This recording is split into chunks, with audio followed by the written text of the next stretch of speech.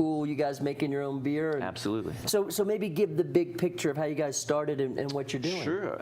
Well, so Taylor bought the place when he was going to take his publication weekly, but then changed his mind and spent the last 4 years converting it into a brewery. I love it. He and I met about a year ago, and then he brought me on to do the brewing, and we opened up in April.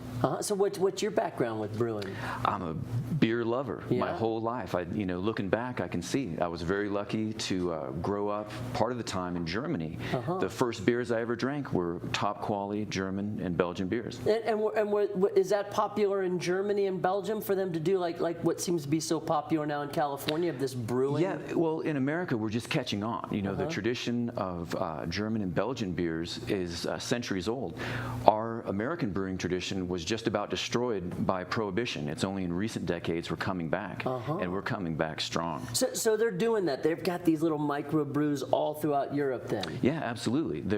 Every group of several thousand people would have their own brewery, and then of course there would be those that would become regionally known. That's really cool. And then the location that you and Taylor have, kind of tell us what that is. I've heard it's small, but that's what makes it really cool. Exactly. It's just a cabin. So on the ground floor, the living room area is the tap room, and then the brewery, hot and cold side, are in what would be the downstairs bedrooms, and he's retained the upstairs loft to be his office. Right. Well, you look like a brewer. I'm made for this. Yeah, you are made for it. Like you come in, like if I was a casting agent, I'd be like, okay, you're hired. We got you. This is the brewer. So you brought some. Absolutely. First off, you brought like any bottle that has a little handle like that. Yeah. It's good. Oh, and you hear it? Okay. I like so that. this is our saison. It's a traditional Belgian, we call it farmhouse. They use their wild yeast to pull this off. Thank you. And we actually get our ingredients it does smell good. from Germany, from Belgium, and we make it as authentically as possible. Cheers, Ron. Cheers. I Let hope me you see like it. here what we got here. Oh, that's awesome. So what kind of beer? I mean, I'm kind of amazed now. Do you want a lager? Do you want a pilsner? Do you want an ale? Do you want an amber? I continue to be confused. I tend to go towards the one where I'm like, how much alcohol is in that? I like the higher alcohol because then I just have a couple. I don't feel as filled up, but that's me. And that's our aesthetic at Mountain Brews. All of our work is pretty high potency. This is a 9.8. You're kidding. I'm not. And then I've got a 12% barley wine and a host of 9 and 10% beers. I'm not saying it just because you hear it. This may be one of the best flavored beers I feel like I've had yet. And the fact that it's high alcohol, usually those.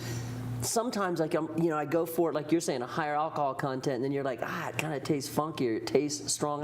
What kind is this? What is it? A lager, a pilsner? This is an ale. We don't do lagering. That takes long-term cold conditioning to pull that off, and we don't have the equipment for that. So everything that we do is ales.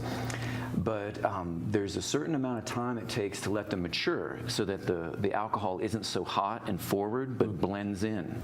Yeah, see, you got me. All of that. I'm just like, this sounds good. 9? What'd you say? 9.8. Damn. Yeah. That's great. So do people need to get a reservation to come in there? Or Not at all. We're short hours. It's just weekends, Friday and Saturday from 4 to 10. That's but cool. We're going to expand soon. Within the coming weeks, we're going to take on Sunday afternoons, and I want to do Tuesday evening for people that work Friday and Saturday. Yeah. We've all got friends in the service industry, and they haven't been able to come by. Is this what you're doing full time? No, this is just a crime of passion. Right. See, and that's always good too when somebody's like, their job is, I'm doing it out of just the. I have to say, this is really good. I would highly recommend it. And what's this one called again? Saison. Saison, which translates to seasonal. Seasonal. Ron at Mountain Brews. 963 3rd Street. And do like you did with me during the commercial break. Everybody knows, like, okay, I know 3rd Street. Oh, yeah, okay. Like walk them in. You got to kind of do like a GPS, like a zero them in. If you're heading west to the Y, it's the last turn. It's the last light before you get there. Yep. So you turn right at where Bank of the West meets 50, and it's the next block, the corner of 3rd and Eloise. Right there. Yeah, and it just looks like a little cabin. We don't have it's- any signs, but there's a small parking area, and when we're open, you'll see the lights on. You know what's cool too? You know this. There's so many breweries popping up everywhere, big ones, small. It's what makes you guys unique to be something really unique and small. Absolutely. Keep up the good work, Thank buddy. you. Cheers. Right on. All right, go see a Mountain Brews. We'll take a break and come back with your 7-day Lake Tahoe forecast.